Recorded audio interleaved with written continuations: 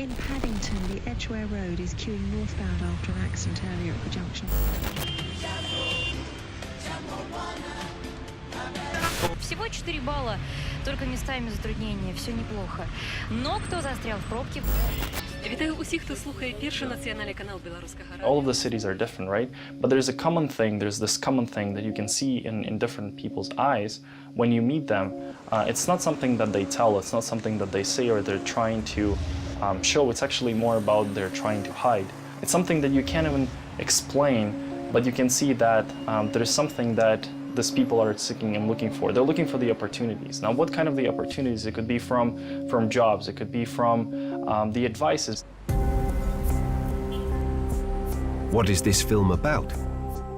It's about opportunities. What are they today? Can they, in fact, change our lives for the better? What really matters? What do our victories and success depend on? Is it help from the outside? Or our own will? Or maybe money? Is it possible that we cannot alter our ways and everything has been set up before? We've been filming this documentary all around the world. Have we found the answer? Let's see.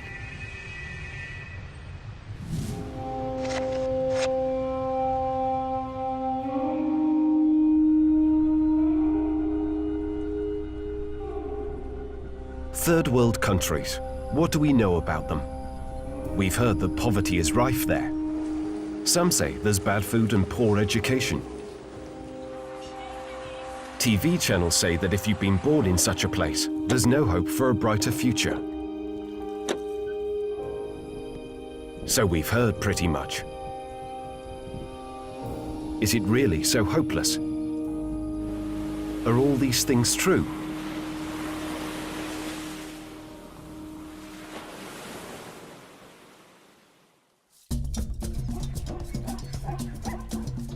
This is the east of Africa. The legendary Maasai, wildlife, the famous tea and coffee beans. Kenya belongs to that very third world. Let's have a look at the people who live here and try to know them better. This is not my decision to be in this area. If I could get some area to get more education, I can leave this place.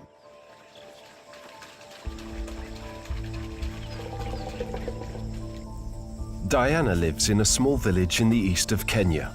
She's 21, her own hands and an acre of land. That's about all she has. Just 100 square meters to support living. No documents, almost no money. In Kenya, people have to pay for education, so Diana couldn't possibly get it. She doesn't study and doesn't have a job. You can see only electricity in these towns, in the rich families, but most of families here, we have no electricity. Diana has never had a mobile phone or a TV. Diana has never used a computer. All her life consists of agricultural activities and household chores. The sun is up here for 8 hours a day, and she has to do a lot within this period. Sometimes Diana gets lucky. If it rains long enough, she can hope for a good harvest and sell the excess on a market. A good month can bring her as much as $7. This young man gets much more money, $113 per month. His name is Chris. He lives in Namanga, a city on the border of Kenya and Tanzania. Chris has to spend almost half of his income on food. He also buys some clothes, pays for mobile charges, and gives 1/3 of his wages to his mother and 5 sisters.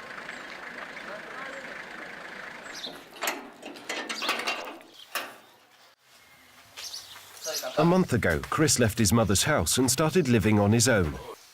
Now, the rent for a room takes $30 of what he makes in a month. This is my bed. This is where I sleep alone. This is my seat, where I sit while I'm listening to my music. Chris's biggest dream is to study. He wants to become a journalist. Education costs a lot of money, but he cannot put aside a single penny now. For the campus life, it's not that cheap. I think it's around maybe, let's say, 1.2 million to go to the campus to do what I wanted to do in life. Yeah. Chris makes about 10,000 Kenyan shillings in a month, which is merely equal to $100. He works as a free transport agent helping truck drivers at the border with documentation. As in, kama yuko lakini kuna document. His duties include calling the suppliers, checking the papers to be filled in correctly, sending the documents via email and whatnot. Musalama eh? Asemi nitwa Chrisi. Mimi ni agent. Lakini na marafiki zangu hapa wataka kuona vile nafanyaga kazi. Hatuna document, tushapeana. Au umeshapeana document? Lakini mko sawa lakini. Asanteni. He can make about 500 shillings in a good day. It's about $5. Bad days bring nothing. Chris's mobile phone is his main working tool. So far, he's been using a simple phone, with no means of internet connection or applications. A smartphone would make his life much easier. Actually, it could become a fully functional office for him. Soon, smartphones would become available for practically everybody. The cheapest model costs about $20 today. It's not a fancy gadget, but it can work with Android applications, has a 5-megapixel camera and 0.5 gigabyte of memory, and provides internet access. As a result, even people with low wages get a chance to put the whole world in their pockets. They also get a number of opportunities to make their lives better. Another thing, the phone is too expensive for me to afford right now at the moment. It will take let's say 9 months, like 9 months if I'm saving like 100 or 200, 300 shillings, Kenya shillings. The average that I can earn is around 10,000 Kenya shillings.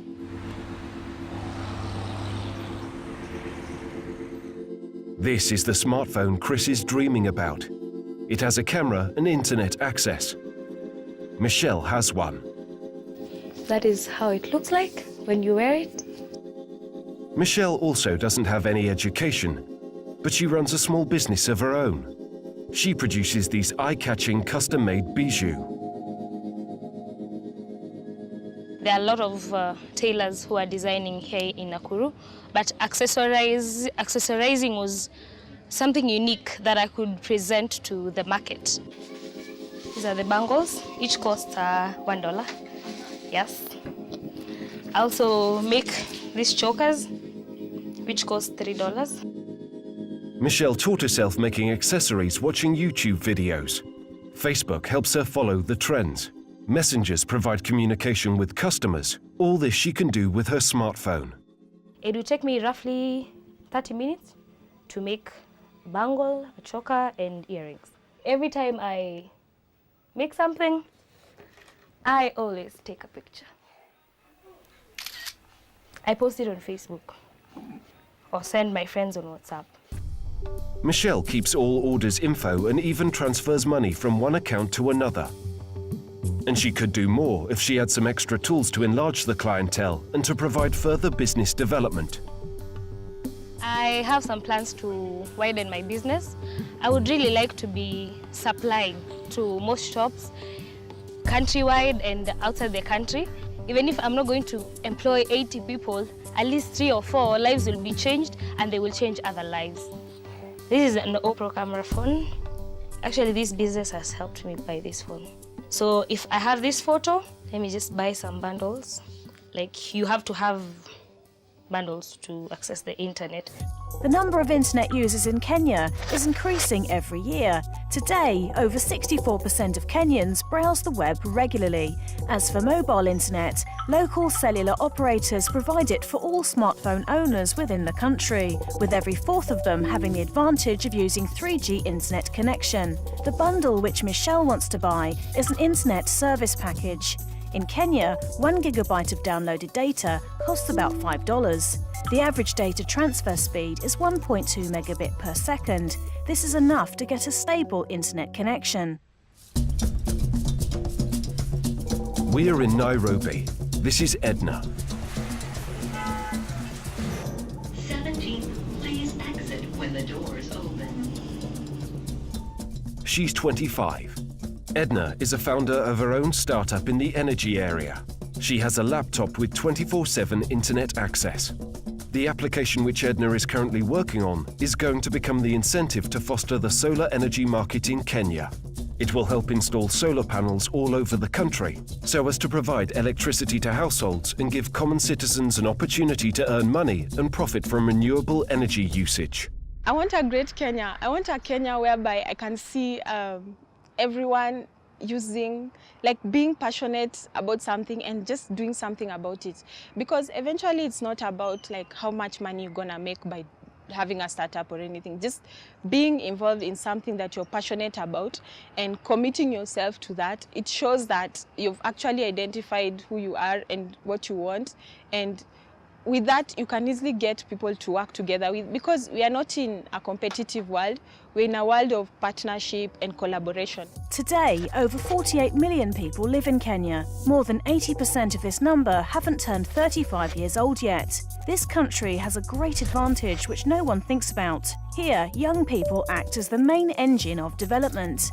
High unemployment rate makes them seek for the ways to make their lives better. Many young people start small businesses. Now, small traders account for 1/3 of Kenya's GDP. This sector is continuing to grow.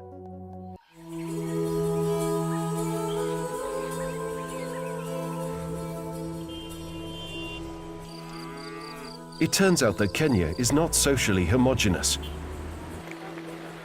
The quality of life varies dramatically across the country. Electricity, smartphones, laptops and internet can serve as the factors that could raise it. New technologies and high-tech devices offer great opportunities for these people. They can give the people of Kenya the hope for things they could not properly think about, like proper education, new jobs or their own business. High technology has reached the third world. By now, hundreds of millions of people use gadgets with internet connection.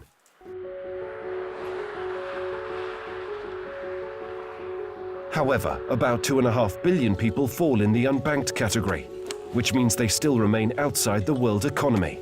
They don't have bank accounts. Sometimes they even don't have documents. They can't interact economically with each other or with the outer world. How can these unbanked people get incorporated in the global financial ecosystem? How can their fields of opportunities become more accessible, diverse and simple? This is a real challenge for developers. This is their opportunity to assert themselves and to help 2.5 billion potential users who really need new technology. And now, let's move to the other side of the world, to London.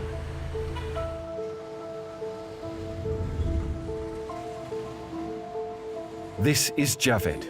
He perfectly understands the problems those guys from Kenya have to deal with. I was born and raised in Karachi, Pakistan. I lived most of my life initially there. Javed Katak knows how a single chance can alter the whole way of life. He came to London to study and stayed here for a living. The world of technology was changing before his eyes. When Javed just came to London, he had to spend much for international phone calls. He didn't call his family much back then. Now, he doesn't feel there are 5,000 miles between them. Distance doesn't matter while there's the technology. When I came to London, I think the biggest change for me was living away from my family and close friends for the first time. And for me, that was a big impact. Javed and 120 more people from 16 countries are working on one of the global projects aimed at the financial inclusion of the people of the third world into the global economy. It was always very close to my heart to try and help people, to try and give back to society. So when I saw the Humaniq app, and Humaniq itself is trying to target the around 3.5 billion people which are underbanked or unbanked, and provide services, financial services to them so that they can lead a better life. They can access the same services that we in the West take for granted. Humaniq is a multifunctional, universal platform for unbanked people. It comprises a messenger, money transfer managing tool, and a digital ID. After a user is identified biometrically, he gets a unique digital passport. The only thing he should do is to make a selfie with a smartphone front-side camera and to record his voice in real time. The digital passport is tied to an electronic wallet, which enables the user to perform transactions, like to transfer, receive and earn real money without intermediaries or commission. These transactions become transparent due to the Perspective blockchain technology. Every person in the world can get access to such a system. All he needs is just to buy a simple smartphone. The platform is based on the open source principle. It means that within the platform, every software developer can introduce his own service. It's a win-win situation for both developers and users. Humaniq project offers 5 major opportunities for our customers: micro-aid, micro-loans, remote jobbing, remote education, and social networking.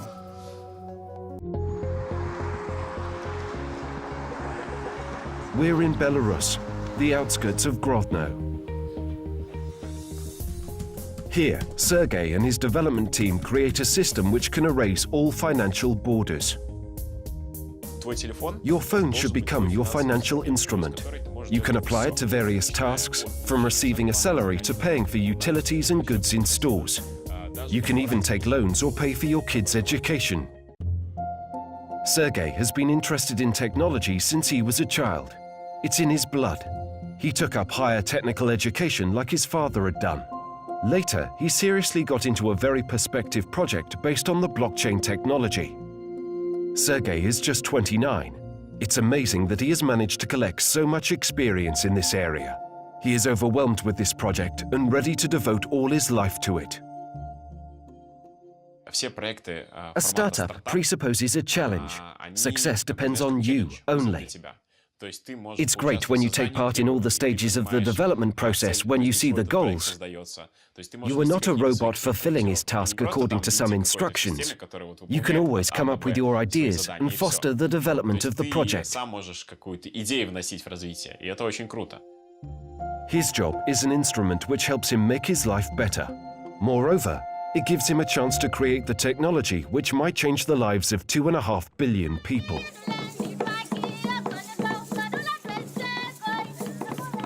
To make the technology come to every life sphere, the developers have to learn about customer development.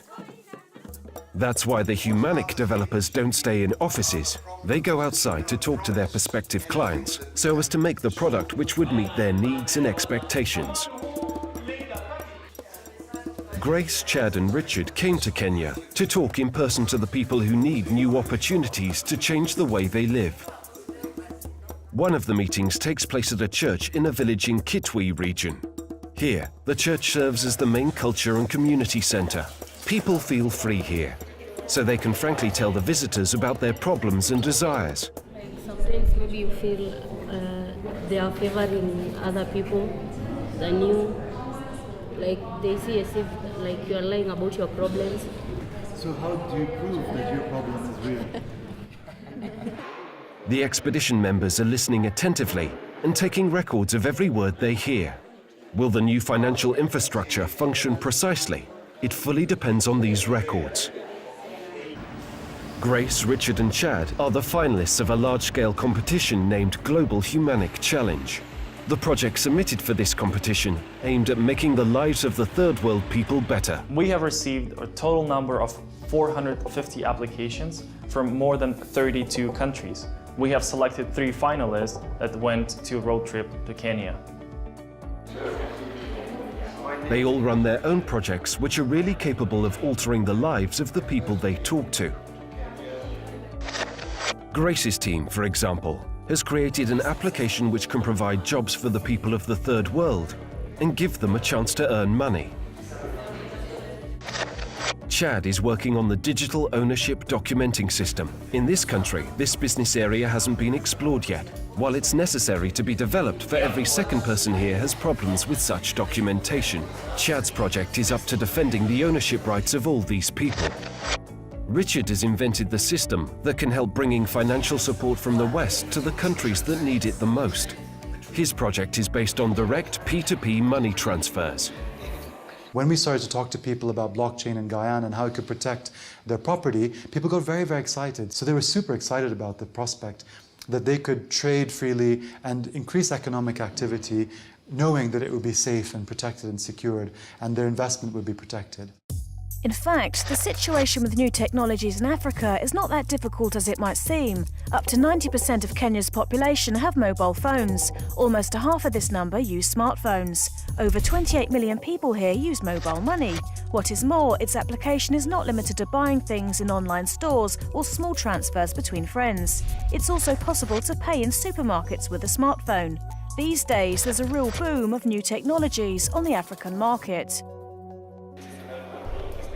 Today, the international team is sharing their knowledge of internet financing with the people of this village in Kenya.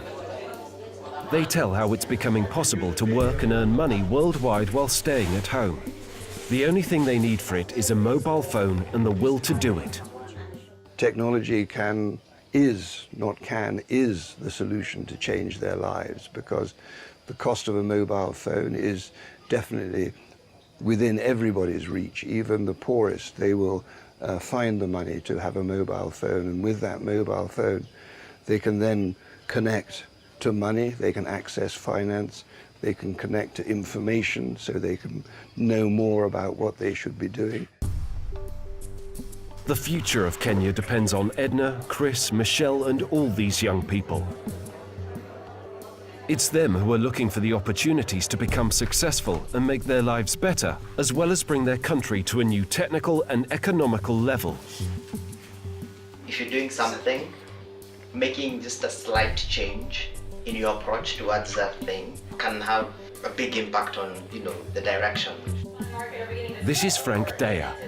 He is one of the leaders of the local startup industry. Frank is the man that Kenya and all Africa should be proud of. He and his friends are working on the creation of the first African cryptocurrency exchange. True nature of Africa or an African, we also just want to get out there, grab those opportunities, make something of ourselves, leave a name at the end of it all. So that ambition is there. Frank perfectly knows the problems which the people of Kenya have to deal with. The national currency is not stable. Moreover, its circulation is limited within the state border. That is why Frank believes in the world of finance without borders, and he is glad to say it out loud whenever he has a chance. Blockchain, it's pretty complicated even for the very many people who are in this space at the moment, but we don't care what it is or how it works. They just need to utilize the service. So we're trying to cut across many industries by simplifying the service in a language that everyone will understand and without, creating so many complications. Blockchain is a distributed database. The fact that it is distributed makes this technology resistant to any kind of tampering. The information about the chains of transactions is stored at the devices of all the users taking part in the deal. As the result, transactions become transparent. We are just investing on creating awareness for it and trying to get people to register. And then we develop a program or a module on how we'll be teaching them. The money that we'll be paying, half of it will be going into their own investment. We're actually going to buy for them. Well, we're going to teach them and then they'll end up buying for themselves. The so-called third world has a huge potential and a number of opportunities. Thousands of ambitious people in economically developed countries create those opportunities. They are not united by corporations, banks, or politicians. They are united by an idea. It's ideas that foster the progress today. They create a new working format. When people are not tied with hierarchies, they become fully devoted to their projects and take control over their schedule. Each of them actively participates in the development of the project at all the stages. Using the term blue ocean, I wouldn't like to sort of define that term, but the way I understand that term is working with or working in areas where Nobody has gone before. We are trying to, like I said, innovate, disrupt, and bring about changes that nobody else has. The world is becoming a better place every day. We are the power that is reading this process. We are changing as well. We are creating new opportunities for this world, for ourselves, and for the people who had a more difficult start. There is a gap and there is an opportunity for people to come together. So, you know, one person's problem is another person's solution or you know, answer. If we want to make the world better, we have to act. All these people are endless sources of energy which can alter the way we live. Embrace the hard times because they teach you a lot. And never give up on your dream because your passion will take you places. And this passion will make the world look like we want it to be.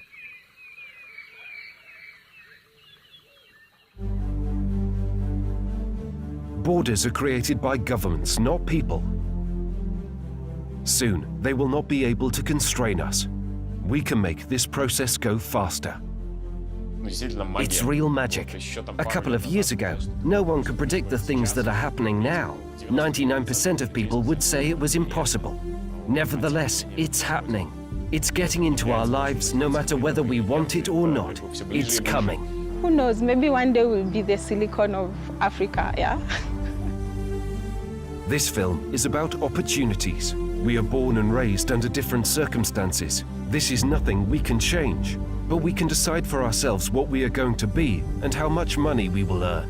We can choose the future for ourselves and our children. Opportunities. This is what we need.